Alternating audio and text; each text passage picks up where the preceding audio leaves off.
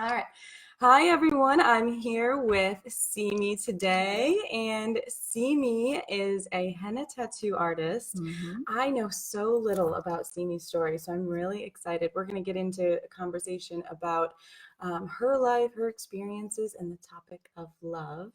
And we're also doing a live video. So I think that after this live video, we'll be able to save it and share it along with the Yes, podcast. definitely. Yes.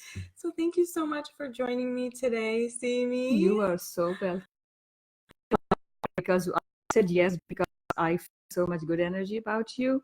But today, when I really went to see what she's about, I swear to God, it was my jaw was dropping that you're so young and you have accomplished so much. I would say like this is the time when I would like to know a little bit about you so my audience could see what am I doing here and who is this person. So if you can tell a little bit about yourself first. Yeah. Well, I mean, we know each other so through the JCC, of Yes. course, and I exhibit there almost every year. When I moved to Nashville, it was the very first place that exhibited my work. And so I fell in love with the curator, Carrie Mills, and she actually did a podcast episode with me on holiness, which was fun.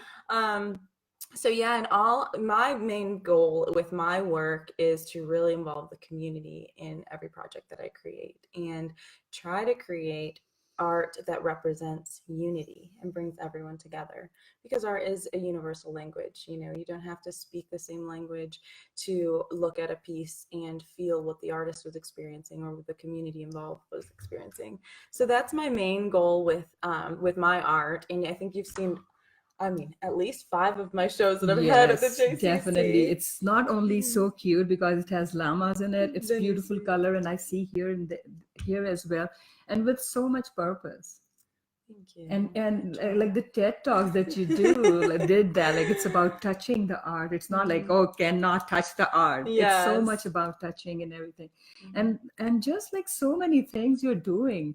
And you have kids and family. Yes, we have 3 and girls. You're so young, and then like have a whole bus that has llama on it. So I want to know a little bit more about that too. Yes, well, the bus was a big project that just kind of came up out of the blue, where the WeGo Transit, which is basically the Metro Transit system, they wanted to really bring more art to the streets. And so the Gallery 208 that I work with in Nashville contacted me and asked if I would meet with their marketing director, who wanted to put more art on the streets through these buses. Amazing. So yeah, it was a great experience. They hired me to use my art and blow it up. They did the whole wrap. Amazing. So it looked so cute. I saw the bus. It was so cute.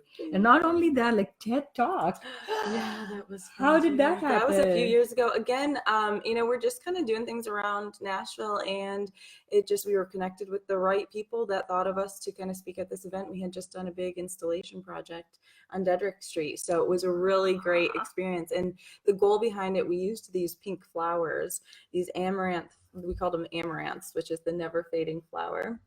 And we used them to represent kind of leaving your own mark behind. And so we did a Nashville selfie installation and had everyone submit pictures of themselves, and we strung them along the streets of Dedrick.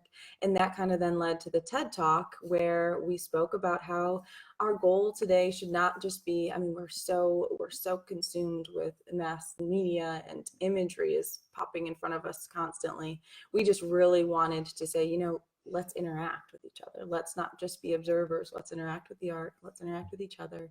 Let's get to know each other. Especially the new generation. Like they're just so much focused onto social media. Everything is so virtual that nothing is like, we cannot touch, we cannot feel anymore as we used to. It's so true. And so that's one of the things too, where the Llama series came about. So the first thing I want to ask you, and that plays completely into that Llama project and getting to know one another, is ¿Cómo te llamas? What is your name? What does your name represent? Who are you named after? And do you identify with it? So my name is Simi, and it's a Persian name, and it means silver. And as I used to feel like, even though silver is very precious, but I was treated like gold by my father.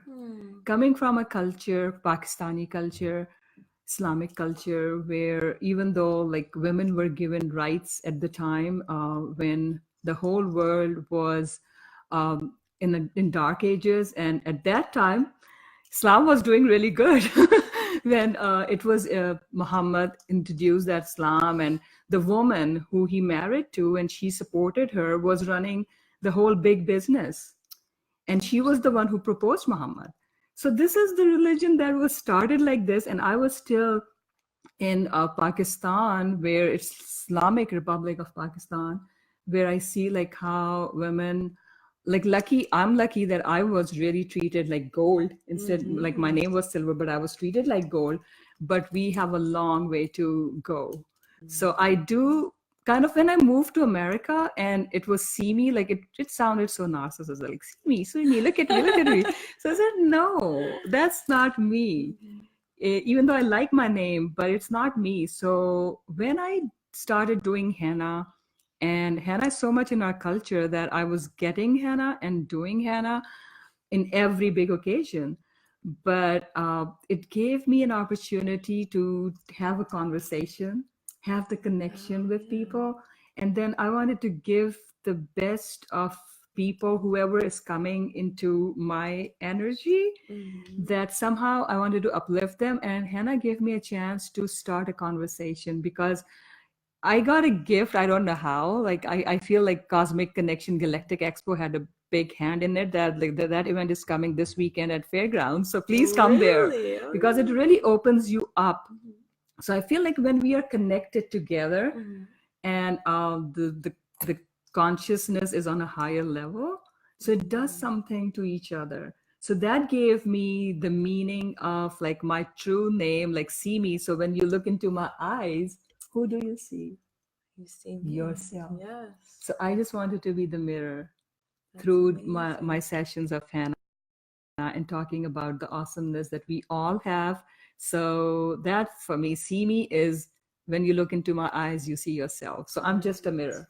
Right. So now I like my name. I love that. That is amazing, because you've taken your name now and you've basically given it to everyone who you have conversations with. And that's my purpose of and living. Then you see me, and that's exactly and how I can connect in that moment when I am in your presence. And that is, I feel like, so important, because for me, it's like my whole body is the representation of this universe, in the sense that I am connected, like my whole fingers, my whole arms, this completes me. So nobody is stranger for me, because they are part of me, like my body. So if my finger is hurting, I cannot be satisfied until it's taken care of.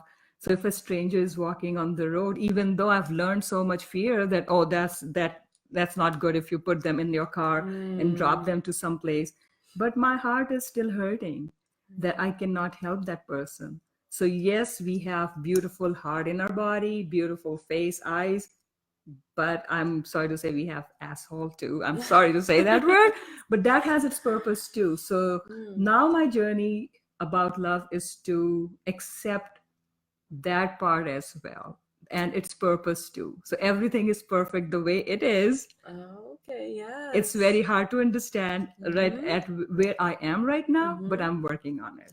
So basically we accept the good with the bad, and that's all of that together creates the love. Yes, definitely. Thank you so much for saying that properly. I love that. And so how old were you when you moved to the US?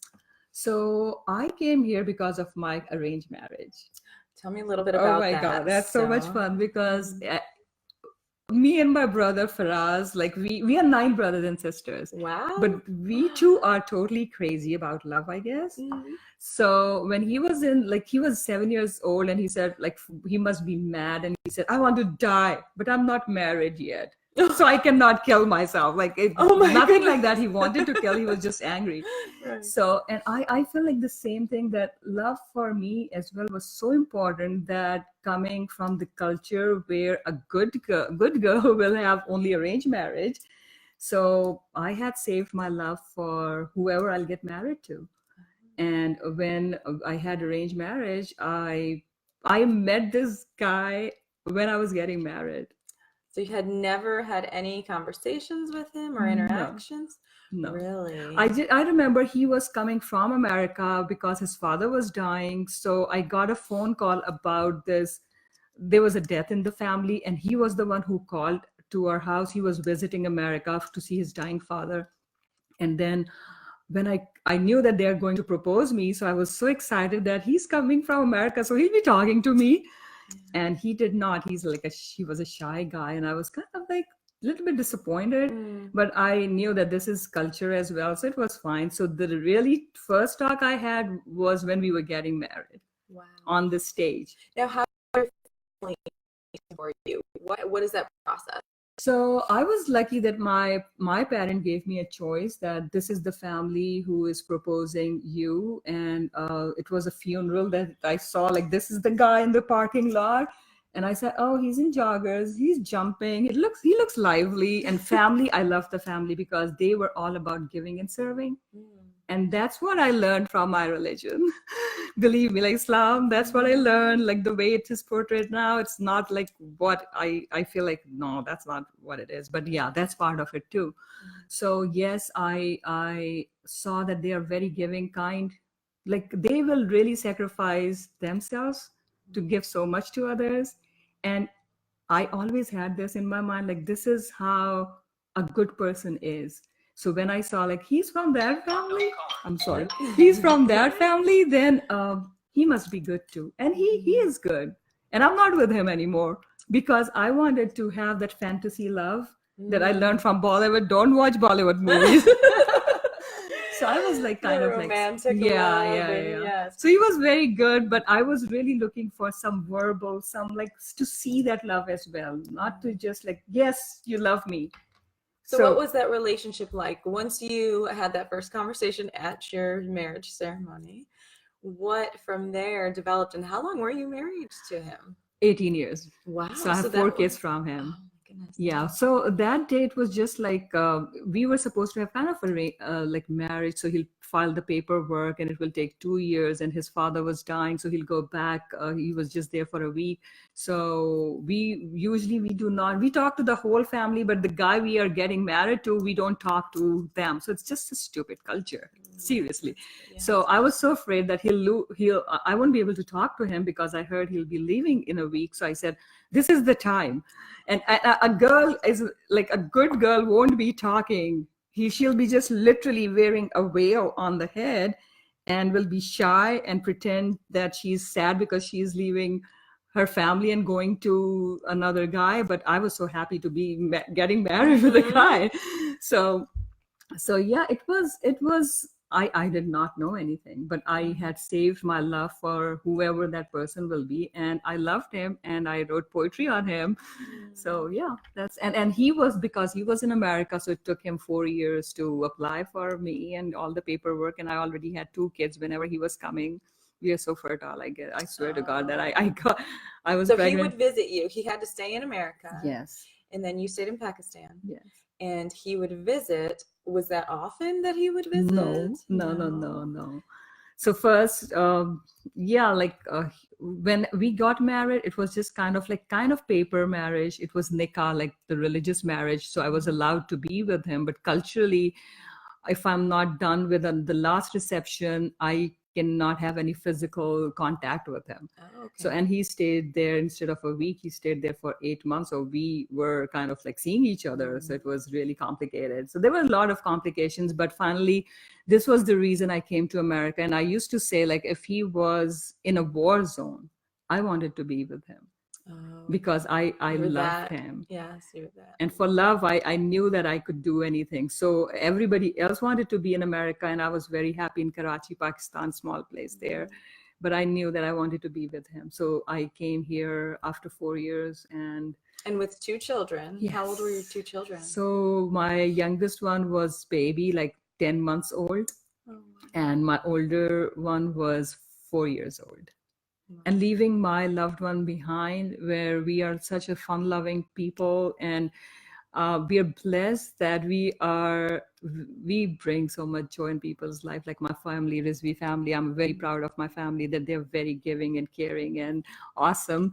Well, you So said they treated you like gold, which is yes, they did. beautiful. And they still, like, I have booked my ticket for Pakistan, and I'm so excited that like I'll be the queen again. Oh, so how many brothers and sisters are there? Did you have I have 6 brothers, 6 brothers? and we are 3 sisters. And are the sisters all close? Are you all treated like gold, or were you kind of the little princess? No, I used to ask my mom, like, why did you discriminate? Oh, why did you love me really? the most? Why did you What love did me the you most? say? Why did you love me? And yeah, and how did that happen? Because her answer was, you were comparatively the easiest one in the family, so it was easy to show the love. So I feel like love is same as a parent, but showing becomes a little bit difficult if other kids are challenging. That makes sense. I can see that. It is, yeah, it's easier to spend time with the children who are actually like behaving and receptive to what you're doing with them. And I can see that. But yeah, the love across, you love them all, but in different ways. Yeah. So you must have noticed I'm very ADD. So you continuously have to bring me back to the topic. I'm the same. So, and guys, this episode, we are just kind of going to wing it. We're just going through everything. Simi's going to do some henna on me, which is excellent. I'm so excited. Every time we do a show at the JCC, Simi is there for the reception, and we do some henna together. Yeah. So it's not the first time, but it's a really interesting kind of experience. And so once you got to the United States, tell me a little bit about your how that marriage ended, where that left you and your children, and how you moved on and remarried, and what your family thinks of that. Oh my God, like seriously, coming from the culture that is, I feel like it will take 3-4 more generations to be a little bit modern. Even though in Pakistan there are modern families, like, but in general I feel like it's not. Like when I was divorcing my husband, I swear I didn't have a single example of any divorce. So, and he was not alcoholic, he was not a bad guy. So like it's really hard for the community to understand, like, why are you leaving this guy? Like he's bringing money, he's taking care of you. And but I'm like connect with strangers right away, and there was that connection that I feel the way I wanted. I was not getting it. So on top of that, I just met Rick, and it was like he hired me to do temporary art for his song Can't Own God. And that kind of like reminded me when I was so excited meeting a girl from my denomination, my sect, Shia, and it's like majority of people in Pakistan are Sunni. So meeting that girl, she's from the same denomination, same culture. So I'm so like happy. And my father said, like, why were you happy? And I said, because she's also Shia. And he said, but our religion is humanity. But still, like living in a place where religion plays such a big role, I feel like I love people, but it was still Shia, Sunni, and Islam and whatnot. So when I met Rick, and he was making this beautiful song, Can't Own God. So I just like felt like my father's message has come to life again, that we share God, we love each other in the name of God. So that was really important for me. So what was your question again, though? Yeah. So how did you end up leaving your arranged marriage? So that's like, first of all, I knew that love is so powerful that I can do anything for love. So when later on I came to know that he was kind of like, I'm open, like I talk about my stuff all the time, no filters at all. So he realized that I'm not happy with in my marriage. So what I thought, like he's saying, like, I want to have life with you. That's like, for me, it's like, oh, you want to marry me? Oh, Because I was so naive that like, this is how we pursue, that you are showing anything, it means like you have to marry me. And later on we came to know, like, no, this was not the thing. So he just wanted to know, like, if I'm interested. I said, how can I be? Because I'm still married to a guy.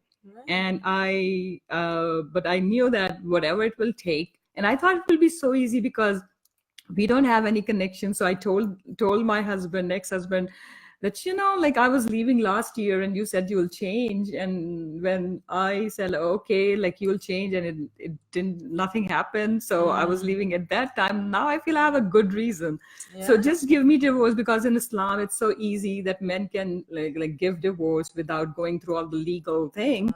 So I thought, I'll tell him, I'll really live in La La Land. I'll tell him, and he'll say, yeah, because we don't have relationships. So yeah, I'll divorce you. It's so easy. No, it was not easy. Oh, He said, really? no, like, he used to say, like, I have to hide my dead body, because if you'll know that where I am, you'll come into my grave. Like, this is how much I love him. Really? But it was so long that I was just waiting to be loved the way I wanted to receive love, and I didn't see that. So it doesn't mean he didn't love me. It's just the way I wanted to see it. So you were giving him love almost the way. That's the bad thing. That you want to see the way you want to see it. Yeah. Oh, that's something I think we all experience, that we do things that we wish were done for us. Yeah. And then we realize that's not really what they want, and they don't realize that it's what we want. Yeah. So, but it took I had to have a lot of courage, and believe me, Abraham Hicks, law of attraction, all those things, and living in a place where they had motivational speakers. First time when I saw that, like, motivational speaking, I felt like something changed in me. And it was more about, like, kind of taking care of yourself to take care of others, because Islam taught me that the way I learned it, sacrifice yourself. You're good if you are really sacrificing yourself for others. But then I was watching that I'm not there for my kids as well. And marriage is, from the culture I come from, you stay in marriage for your kids.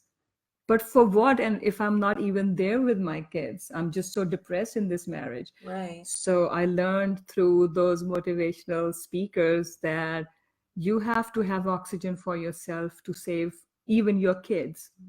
So for me, Rick was my oxygen. And that's another thing that I'm learning in this relationship, that I was so codependent, thinking like that he was my oxygen. That's true. So that's where you started with marriage with your first husband, Yes, and then you did go into that thinking with your second. Yes. And then, so were you listening to, like, was it on TV or audio, or did you go to So I was living in a housing where they have special speakers to come. Oh, so that's where that you were was the hearing these first time speakers. I heard. And then I was like, oh, what was that? How can I find it more? So I was just like on YouTube. Luckily, it was new at that time, I guess. So I started listening to all these motivational speakers, Wayne Dyer and Tony Brown and all those people. So, and then I stumbled on Abraham Hicks. It was like it's like, we are responsible. And that was not where no, I'm not responsible. How can I be responsible? Because the culture I come from, women is so submissive that the good woman will just listen to others. Even though my father encouraged me and my mom always like took care of me like that, but still the culture around me, a good woman will be submissive and listen to others. So this is the first time I'm hearing that you can actually think for yourself. And then on top of that, like, you are responsible. And I'm saying, no, I'm not responsible, because everybody else was responsible for me. Literally, like, they paid for my education till master's degree. Wow. It was first my father taking care of me. My brothers took care of me. When my father died, my ex-husband took care of me financially and otherwise too. So I was really not responsible. So if I was not responsible for anything, then how am I responsible for any emotions of myself as well? So this was like eye-opening for me, that, oh, I'm responsible. So whatever I am thinking, I'm creating that. So I created my failure marriage, or I created whatever I created. So that was, I'm still struggling with that. Like, okay, I don't want to create anything that I don't want to see in my world. Right. That's true. We do create the good and the bad as well. Yeah, through our actions and even just our feelings in general, and the way we show love and experience love. So how was this for your children when you were finally able to leave your husband? did you then get married immediately to Rick? Oh Was yes, it right that away? was like must. Like my kids used to tell me to us, like when we used to fight my first marriage, that have you guys heard about divorce? Really? So they were Yes, encouraging of it. And they how were. old were they at the time? So the oldest one was in ninth grade at that time. No, Okay. no, 11, like he was 17. And when I was leaving a year earlier, so he kind of emotionally blackmailed me that, Mama, it's like 18 years of commitment. You cannot just leave me. I was thinking to move to Clarksville, take my two younger kids, because these older kids were kind of like men from the culture who are very powerful. Okay, yeah. And I was not a firm mom anyways. I never decided anything for myself. So how can I give the firmness and structure and discipline to my kids when I really did not know how to make any decision in my life? So it's not their fault that they were not listening to me, because I did not have in me to have demand that from them. So I didn't do a good job in parenting them. And I was living with all the guilt for years and years and years. And I was crying so much that, like, I'm not there for my kids the way I wanted to be. So your husband was more the one that made the rules and disciplined them and set the structure for them, or was it the religion? Supposed to be culturally, but he was kind of like, he was dealing with his own issues. And he was not there at all, because he was workaholic. So he was finding escape in his work. I was finding escape in my own la la land. So actually, practically, there was nobody there for the kids. So when my son told me that, oh, it's 18 years of commitment, so I felt like at that time, I felt like I cannot leave. I felt kind of stuck as well at that point, that I cannot give much to my older two kids who are so strong men, young men, and I wanted to save my younger two kids from that negative environment. But at the same time, my son, my oldest one, Minhal, was really like a father in the house since 11, when he was 11. Wow. Because father was gone and mother was just trying to just find their way, coming from a different country, culture, so much family around and nobody around here. So it was so much to deal with, so much love that I felt in my country with strangers. And here, just trying to find like love for myself, love myself, give love to kids, and just finding love language that I did not know how to use it for my kids, for my relationship. So when he told me that you cannot go, so that night I feel like I had near death experience. Really? Like The night you actually left him? I was thinking to leave and take my two younger kids, because my son was playing all these big video games on a big screen, and I wanted him to come down from his room and start playing in living room. And I kind of said, like, you can do whatever you want to do in the living room. But when I saw that he's playing games, who, like, the big screen has all the blood coming, and my other two younger kids were still very young. So I said, no, you cannot play these games in front of them. So no, they don't know the no from me. So it was too much for him. So the way he was strong as a father, it was hard for him to take a no. So I felt like I'm at the place where I cannot do anything for my older kids. So I'll take my younger two kids and move to another place where I can find myself and be there for my kids. Didn't occur to me that I can divorce my husband at that time. Oh, so you were just trying to get away. Yes. Okay. And then he said, like, I'll change and I'll be the way you want me to be. And it didn't happen. So yeah, that's how things were going on. And then that day or night that you actually did leave, did you move to Clarksville, or did you move to where Rick was? No, later, 1 year later, I met Rick. And when I realized that I want to be with him, because I saw the taste of love that I was looking for all my life. So I knew it won't be an easy path, because divorcing my husband and have the stigma that, like, you are a bad woman because you were in a relationship, you were married, and how can you do that? And I didn't care about anything. I just knew that my heart is seeing that love that I wanted to experience. And I was very naive. If Rick was a guy who would have used me, I would have, like, really totally spoiled my life, like wrecked my life. Wow. But I trusted him, and he happened to be really a good guy. He turned But I out to think be the honest. most important thing for me at that time was as well that how is he with kids?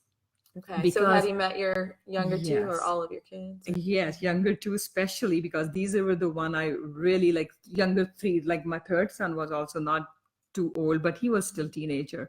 So when I saw him, like the way he was so involved with the kids, I said, yes, I want this guy in my life for my kids, for me. Mhm. So yeah, that's how That's great. Yeah. it happened. So, and then with Rick, so let's talk about that kind of love. Now that you've had an opportunity to have both the arranged marriage love and that romantic love, Yeah. that chosen love, what is that kind of a relationship like for you? What is love? Does love still mean the same to you? Oh Has my it God, changed? it's so awesome. It's so awesome that it's literally whatever I was missing in my first relationship was there in my second relationship. But was like I feel was good in that relationship, like Mhm. money wise. I didn't have to worry about money when I was with Pakistani guy because I'm luckily from that small pocket that women are really taken care of. Mhm. So my ex-husband was like whatever was his was mine financially. So here I'm entering into a relationship where Rick is saying that I love you, but you're responsible for your kids. I'll do whatever I'll do. Mhm. And I'm saying, no, my Bollywood love means that you do everything for me. You take care of my kids too, financially and every way. So it was really like eye-opening for me. Mhm. But the love itself, I knew the purity. I was feeling the purity of love. Mhm. That okay, I learn. So he offered me like you can move with me, and I said no because culturally and religiously I have to marry you first, and then only I can move with you. I cannot just start living. He said, oh, I have my condo. You'll be you'll be fine. I said no because my kids are still going to the culture and religious place. Even though my heart was really, it didn't care about anything. It knew the love, but I still had to take care of my sister who was living in Canada. That what will their in-laws? They live together. How will it affect them? So I do have to have marriage, at least religious marriage. So So you still felt responsible to be true to your religion and your yes, culture, even though you were essentially leaving it. yes, You had that in you still.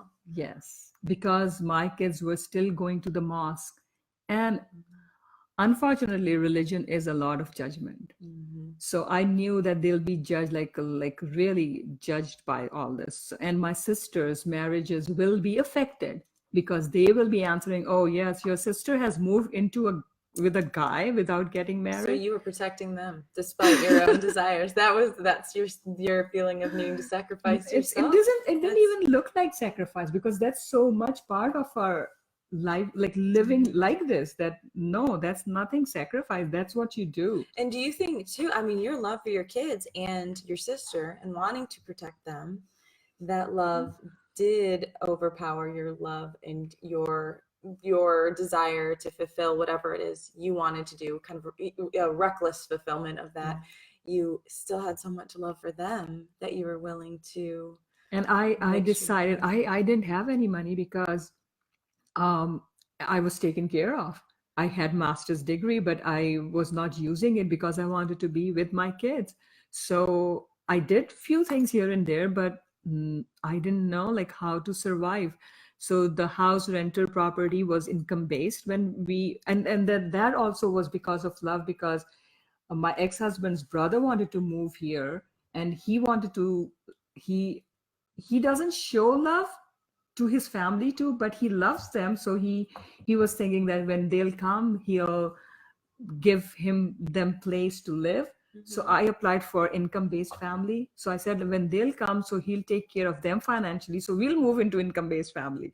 So we have this place where I would have got the place, kicked him out, and like Rick was telling me that you should be with your kids and kick him out because that makes sense. And I said, no, because he's not a bad guy.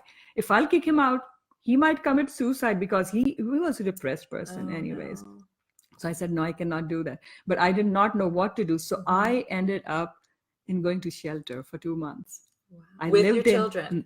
I took my 2 children, but then I realized that no, their father is good father. So it's okay that I'll leave the kids there, because this is not the place where I want my kids. Right. So I was living there, and I was doing henna parties for all the women over there. Really, in the shelter? Yes, Oh my and having goodness. Bollywood dance with them. So it was, I learned so much from the shelter. Were there any people in the shelter with you that were your the same cultural No, relationship? not So at you all. were completely disconnected through Yes. with your culture. Yes, I had to, because I was the one who started religious denominational gatherings, Sunday school in Nashville, having the craving, that the intimacy, and now I understand it was not the religious part, it was the intimacy of smaller groups and the connection that we had growing up for 2 months and 1 week. We are seeing each other almost everyday basis, learning so much about giving, caring, and serving food. And I was told, like, when you are serving food, don't bring it to your family, because that's considered being selfish. Like, you are serving your family, serve everyone else. But that's what I learned. Don't really take care so much about your family. That's selfish. And I'm learning that, like, no, you have to take care of yourself and your family, then everyone else. Oh, wow. Yeah. So then 2 months in the shelter, and from there, where did you go? Did you finally get your divorce? It took me a year to get divorced. Okay. And I thought, like, I'm such a bad woman that I don't deserve my kids. So the culture and the religion will take side of my husband, that they should be with them. And I think that the sad part was that Islamic, like, we had diversity from Indonesia, from Malaysia, from Iraq, Iran, Pakistan, India. And I asked them, like, I want my kids. And what do you think? And not a single person said that they should be with you. Really? Because I'm the bad woman who is leaving the husband and got into the relationship.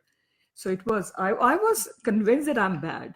So Rick was saying, like, so you don't care about your kids? I said, no, I'll be happy. I'll be going to them every day and take care of them. And my ex-sister-in-law left, like, this is love in our culture. She left her home in California and came here to make it easy for her brother to go through divorce. For a month she was here, and I was serving her, and I loved her. And I love my in-laws very much, ex-in-laws, because they are the one who are giving and caring. So it's just amazing how love is so powerful, that I got that love from them when she was living. And she asked me, so Simi, you'll be just picking up the kids from school and be with them. I used to, like, pick my kids and be at the park, so they have some activities before we come home. And then I said, like, yeah, because I'll be so happy with the love I'm going to get in my life from Rick, that I'll be so much more available for them.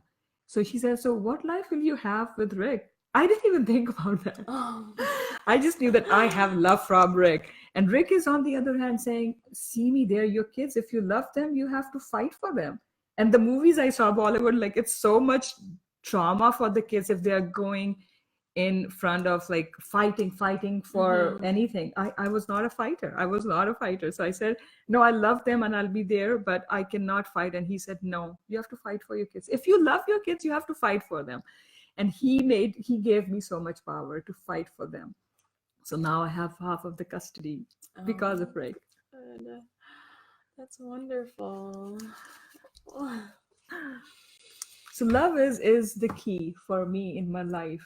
Love is the key. And finding that. Yeah, but now I'm learning about healthy love, because you were talking about what's the difference between that love and this love. Right. Oh my God.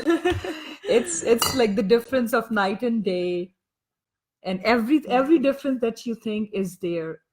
Like in my first marriage, it was same language, same religion, same denomination, same city, same everything, but there was no connection. And here, language is different, culture is different. He's white, he is Jewish background, and I'm Muslim. Like that's so much good. Like, oh my God, everything you can imagine, the difference, it's there.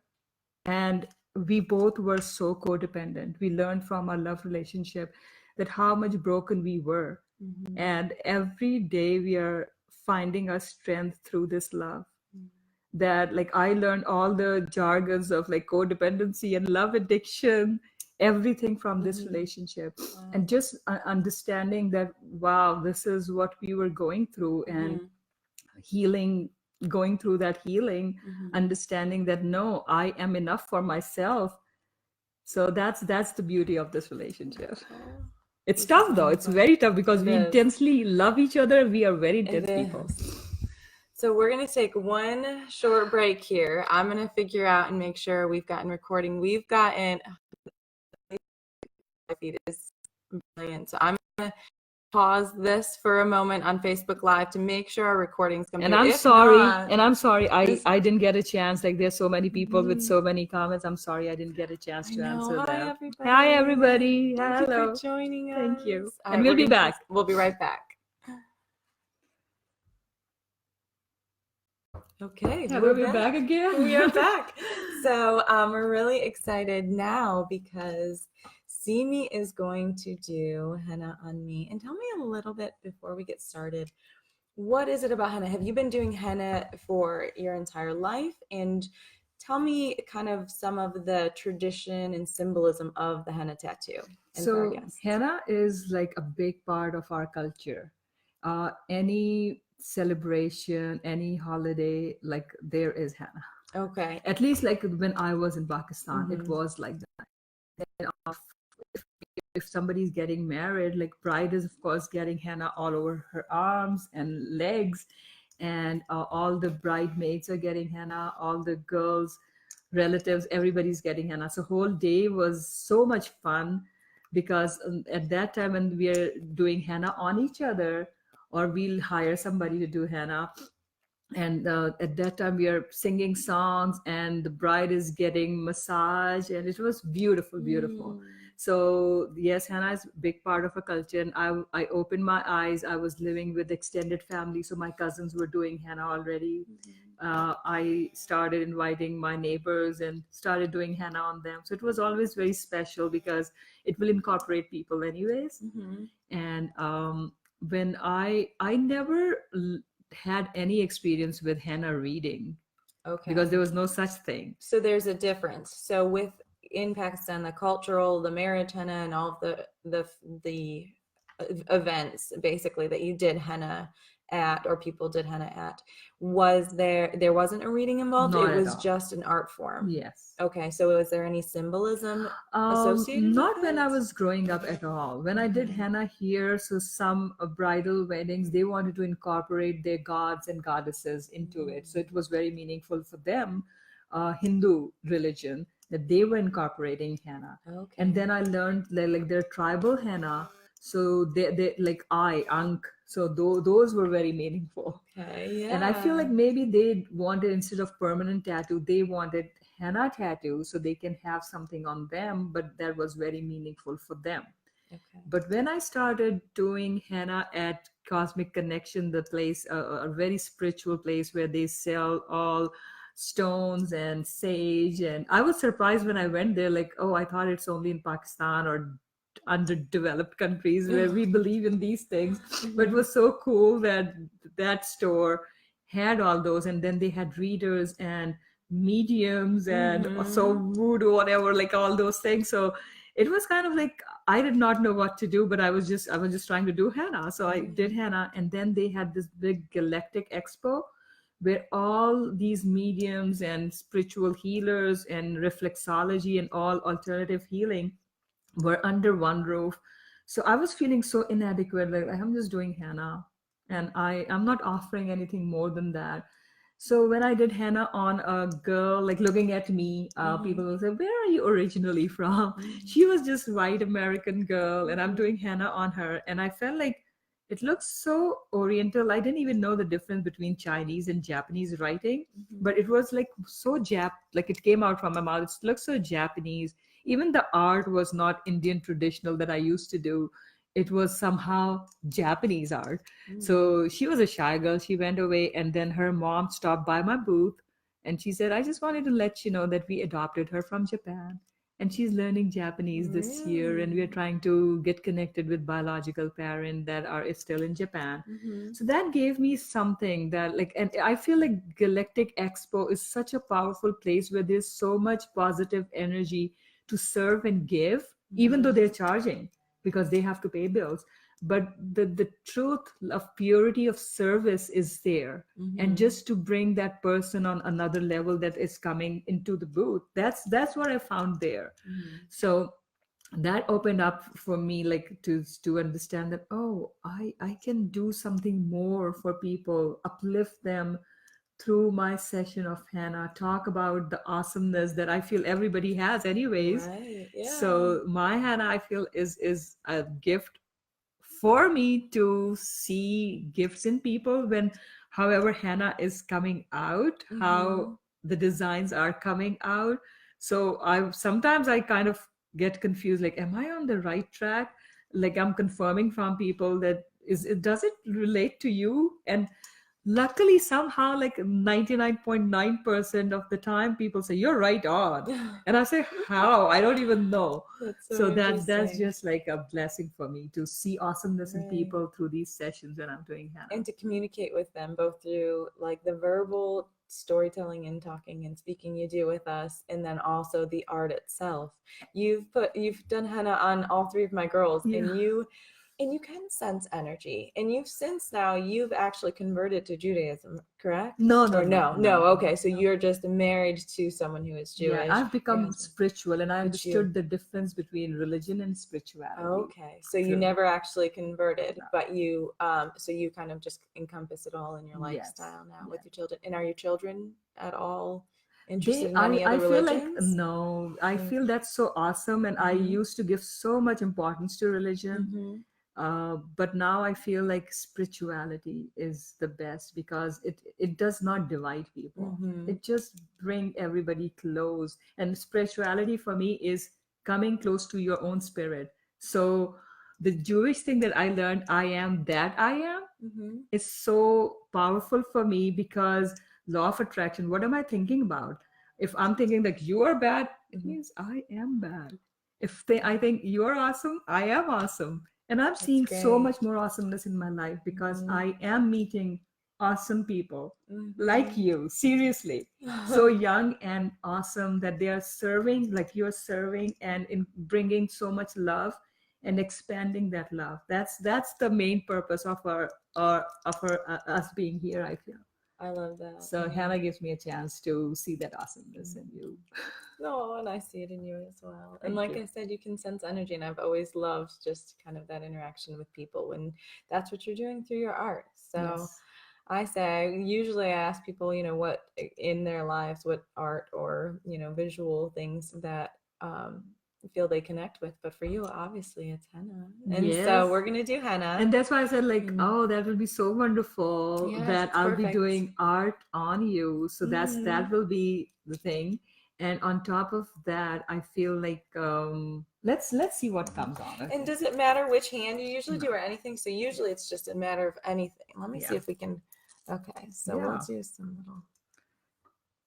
See how thick it's coming. So when it's like coming thick, I feel like that person is very courageous. So I think you are, and I see how much work you have done. And I think the good part when you were doing your TED talk, that art should be touched. So you can touch your own art that is on you. I love so that. that's really another good thing that I have learned through your TED talk, that how important it is to touch that art. So the design, this is very traditional design. So, and this is just the start. So when it's just traditional, I feel that person is still following a lot of rules and regulations. Mm-hmm. So, and I see how different she is. So this is not the complete story, but you do incorporate a lot of rules, like kind of still some culture, some of your background that is very dear to you. So not fully implementing what your heart is wanting, but caring still about a lot of other things. And another thing, when it's like this, I feel like a person is very giving. So somehow this reminds me of somehow sun, like round and something coming out. So I feel like the way you give is not just by giving $5 so a person can eat something. You'll give something that is long lasting. So your support, I think so, because love is long lasting. Yes, that's So, true. but still, again, I'm seeing a lot of culture, and that's not a bad Tradition thing. is very important to me. So you are right on track there. And it's good, like when you're incorporating good part of culture, religion, because those were to help us. Right, and guide us. Yeah, but not getting lost and dividing because like, oh, I'm going to follow my culture and your culture is bad. That's where the trouble is, right? When it's just love and incorporating that, that's really good. And the judgment that, like you said, comes. There's a difference between being spiritual and being in a religion that there are a lot of judgments passed on any other religion. Yes, that's where we have to work on. And my kids, I feel like whatever I did because of my love for Rick gave, the best thing is that they are not religious anymore. They see the good parts of everything, every religion or culture or whatever. They're very open. So I used to wonder, like, why God, why did you send me to America? Because I was just so happy in Karachi, Pakistan. It's a developing country and it has so many issues, but I had so much love there. I was very happy. And when I met Rick, I said, oh, that's the reason. That's the first time I felt like this is the reason I am here. Well, both you and your children have had an entirely different life because of that shift. Yes. And that was your courage that made that possible as well. And love gives you courage. Love gives you a lot of courage. I see a lot of courage in you. And I see that's like, I'm surprised, like, how can you do so much in your life when you're so young and you have little kids and family and responsibilities, and you're going all over the US, like traveling and taking this message of love to so many different places. That's really awesome. And imagine, even this henna, all this henna is really very traditional. So what I am waiting for when I see this kind of henna, I say, like, what, like, your own awesomeness is still needs to come out. So you're bringing awesomeness, but it's not your true awesomeness. So what will be, like, I see, like, how different things you're, so many different things you're doing, but still it's not you. So where are you? And when you will be you, that will be true spirituality, because you'll be weird, you'll be different, you'll be like hard for others to digest. That's where you have courage, but that will be another level of courage, that you are accepting yourself as you are, the God that is in you. That will be another level of serving, because that's the reason I feel, and I might be totally wrong, but that's why we are here, to be awesome us, not the definition of good from the culture, from religion, from wherever we are coming from. And this is amazing that I've seen, like, so much awesomeness and so many different things that you're doing, and still my Hannah is saying she is not even 20% of who she is. So there's so much more to come, it means. That's interesting. And my Hannah sessions is about bringing that out. If I am from Pakistan and I'm not fully out, because I still care about a lot of things, like the way I'm seeing you, but at least I can give it to others, whoever can Right. use it. That's great. Yeah. But I see like the flow is so amazing because sometimes Hannah won't come out, and your flow is so positive. So it kind of paves its own way wherever your heart is allowing you to go. You're not fully allowing yourself to go where you want to go. Maybe you're not even aware like where your heart is desiring to go, but wherever you're going, it's very smooth, it's very gentle, it's very beautiful because you are doing it from purity of your heart. It reminds me of something that the religion I was practicing, Shiaism, has the part that we beat our chest. Uh-huh. And when I was beating my chest, I was encouraging others to beat it harder. So I was the cheerleader, but I wanted people to do their best for whatever they were doing. So now I'm like, oh my God, this is what I was doing. It's true. So Well, I see that you are doing whatever you are doing it from your heart. And that means a lot. And it flourishes so much so quickly because purity is there. And whenever there's a combination of purity and service, I feel the path becomes so much easy. Like you get so much more. You don't even, like, you might not be expecting that you'll be on TED Talks or you'll be in this, like, your art will be on these buses, but it might have just happened because I feel when you're giving, when you're pure, it finds its way. So your higher self is connected to yourself, then it's just easy. So that's the ease what I want to give to people through my session. Well, and it's interesting that you say you feel that you're a cheerleader, because that is something that I've always taken on a role of, to cheerlead for people to follow their dreams and to really create the life that gives them the most fulfillment. And so I can definitely see where you've taken that on with your henna as well. So I didn't even beautiful. know anything because we don't have cheerleading in our schools or in our colleges, and women kind of cheering up another person Yeah, is totally, encouragement and that's not cool. But I'm proud that if this is who I was, I'm proud that I was doing it. Not proud like because I didn't know what I was doing. Well, if you came from a culture that your job is to be quiet and listen and really kind of be taken care of, there would be no need to take on that cheerleader role where That you'd is be true. encouraging others to do more. But I did feel that growing up, there were a lot of negativity from different places. So I felt so many times that I was not fully accepted in certain places. So I wanted to make sure that I will be the person who will accept the person who's not accepted. Especially the weird one, the one who like people don't like them. So this is my whole being on this earth is to make that easy for those people who feel that they're not accepted, not understood. And Hannah gives me that opportunity. This is the finished piece of Hannah. But I do, in my next session, I do want to see you because I'm not fully, you are not even, you're not even here. And I know like how much you have done, and when it will be totally you, what will it be like?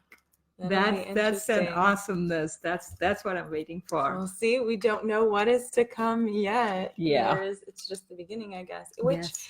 I wonder too if that takes on a role of the fact that, right now my children are starting to get a little bit older, and we do take a very selfless approach to parenting when we're constantly giving and sacrificing and then being there for family and making sure we are following the rules. I think when we're young, we feel more of the pressure to make sure we're fitting in society. Yes, definitely. Which I told my husband once, and this is, totally going off track a little on the love topic, but I remember telling him that when I see artists who are really bold with their wardrobe and their hair and and they look like creatives, my entire goal was always to fit in. And that's what I'm seeing in Hannah. So it's so interesting that you brought that up, because from a very young age, even though I had this crazy creativity, I tried to fit into any type of an environment that, where I would kind of blend in and be, and everyone was like, you painted that? You don't look like an artist. And I was like, that's because I work so hard to be, you know, quote unquote normal, Yes. but and accepted in society. And so I wonder if now that because I think it's come out more in my 30s, where you do kind of start to take ownership of yourself and say, this is me, take me as I am, and you kind of, you know, let everything else fall away. So I'm excited. So the butterfly is coming out. I wonder. Yes, I'm really excited then if I can break through and express that in a more. But I'm seeing open still way. love, like you still love other people, you I care do. about them. Mhm. But it is at your cost. We don't even realize it as a woman. Like it is, we are sacrificing ourselves for that. Right. So that's again another thing, that love is good, but self-love is the Love most is, it is, it's difficult because you do, if you it's almost if you feel too much all the time, and like you said about not being able to let someone into your car. So if you come across someone who's hurting and you want to help them, if you can't help them, that leaves a kind of a pain in you that Yes. stays. Yeah. So how do we cope with that Yeah. if we are so emotionally connected to everyone? And that's been a difficult thing, I think, and not just in your own children, in the fact that you have all this guilt and everything, because Yes. I have that too. Oh my God. Every yes. time, I mean, my husband right now is taking care of our youngest so that we can have this conversation. And I've had that question of, am I being too selfish? And should I not be pursuing so much with my work because This is what Hannah is saying, that you still you are thinking, and it's good, like to think about others, but then we are in America where women and men are shoulder to shoulder with each other. We and try. still like still it looks like it's your responsibility to take care of kids. It's your responsibility. And keep the house. Yes, and still your and but then responsibility. also have a job and make money and be contributing to society and leaving something behind that helps society when you are gone. Truly for all that connection, and of course your kids are your kids, your family is important, but truly what I'm feeling in me, like we are on the same wavelength, and we are bringing these things in our life, manifesting this, because our soul is really desiring that this is not the only connection. And the way we have learned in this world is your responsibilities for your family. You're a bad mom if you're just ignoring them and doing this. It is so hard. Yeah. That's where I feel like this is what but when you don't listen to yourself, you are killing yourself inside little by little. And when you are not living your full potential, then you cannot give anything to your kids. So you have to understand that your self-love is so important, because you'll be you, beautiful you. The reason you're here is to be beautiful you. When you'll be beautiful you, and these are just the words, I'm not practicing it. No. I'm just preaching it. It's always easier. Yes. To share But it. that's why these conversations are so important. They are. Because our kids will learn from what you are doing, the change that you are bringing in their life through giving what your soul is seeking to give. Meeting your own higher self is through the giving that you want to give, the way you want to give, not as a good mom, the culture or religion or whatever has put in our head that this is how good mom looks like, and you're not fitting into that picture, so you are a bad mom, you should be guilty about it. That's what we have to give each other, the love, that no, the non-judgment. Yes, and we should be fine that you are doing your soul work right now. You are doing, and I truly believe that this is what you're doing, your soul work. What could be the best gift for your kids than to be yourself and doing your soul work, that they will learn, oh, my mom was able to do it, so I can definitely do my soul work. So no guilt, just celebration. Oh, I love that. This has been such a wonderful talk, Simi. I'm so glad you came out today. Thank you so much. Just hearing your story and sharing it, and the empowerment that you, I think, are giving to all women everywhere and just everyone throughout humanity. Just especially to men, because seriously, we as a woman, there's an advantage because we are supposed to be secondary class, like second class citizen.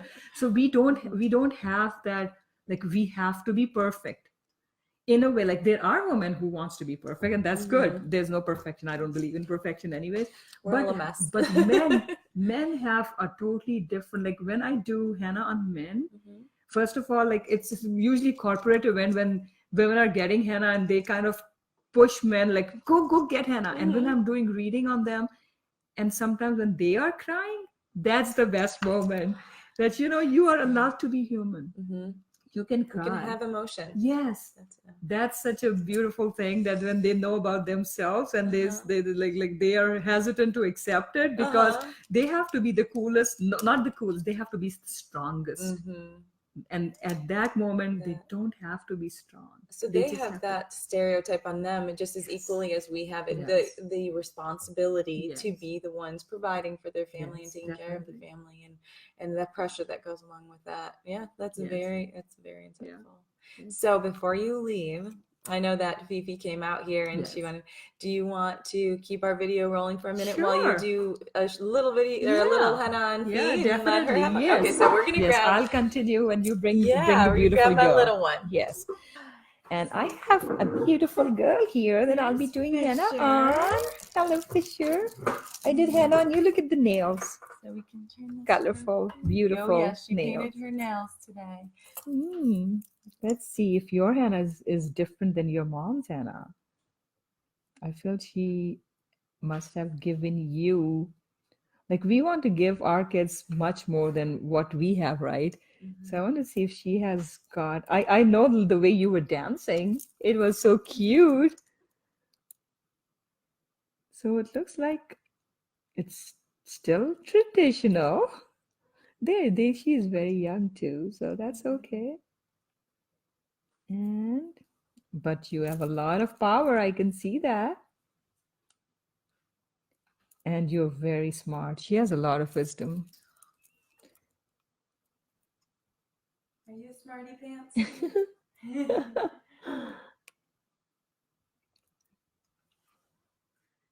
So where did you learn any of the designs? Was it just in upbringing, or did you get trained by anyone too to do the henna, or is it just all? Just all culture, upbringing, and I loved henna as a kid as well. So my love for henna. I feel you're getting so strong every day. And it looks like you're keeping good balance as much as you can keep as a kid.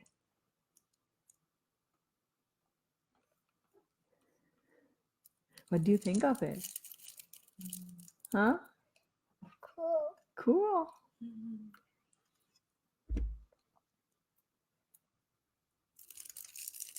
So let's tell everyone too, for my listeners, how long we should leave this on to dry, and the best way to preserve your henna.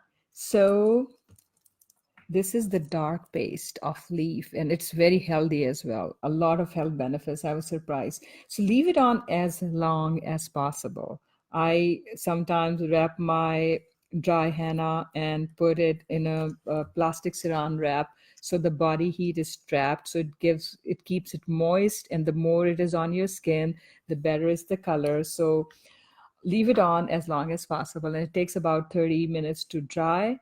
Once it's dry, you don't wash it, just rub it off from your skin, and it gives no color first day, but it takes 2 days to show the color. And if we do it on fingers, since we wash our hands so much, it won't stay for more than 5 days, but any other place, it could be there for up to 2 weeks. So this is her henna. What do you think, Steve? You're welcome. Enjoy your henna. Thank you so much. And don't bonk it, okay? Let it dry nicely. So we're going to sign off. I think I did get a big henna. Do you see? You want to show ours to the camera? Let's show our henna. Yay. Good. Oh, both of them, Hannah. All right, so thank you all for listening and viewing today. This was really neat. We've never done a live video during one of the podcast episodes. So I'm so glad that everyone joined us today, and all of your friends on your Facebook. We'll share this also on mine. Yeah. And so this will be a great, just kind of. And I come for your parties, get-togethers, and when reading is going on among friends, it's so much more fun because then they can say, "Oh, yeah, she is like this." That's a lot more fun. So in the audio of this, we're going to. Yeah. Okay, go on in the kitchen and we'll come give you a snack in one moment. So for all of my listeners, tell everyone real quick where we can find you and book any parties and stuff like that. So as you see, I'm on Facebook, I'm on Instagram. So you can call me, area code 609-576-1477. And I'm always excited to come for your party, or you can come to my home studio so I can do henna on you and your friends, or just a party, corporate event, anything. Yeah. Yeah. And what's your Facebook account for everyone? Simi's Henna Body Art. Simi's Henna Body Art. Yeah, awesome. All right. And we'll share that also in our show notes so everyone will find that there. Thank you so much. Thank you. It was so much wonderful. fun.